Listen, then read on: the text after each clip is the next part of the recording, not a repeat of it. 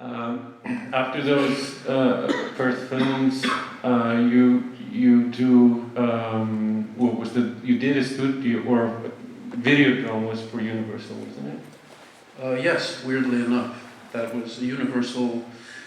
Hollywood is this very strange place, and this was, of course, what if this was 1982, I think.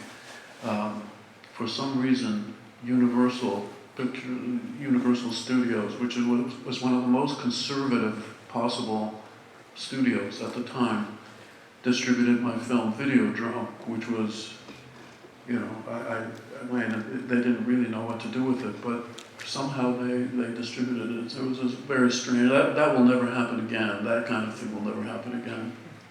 Now they distribute Everest.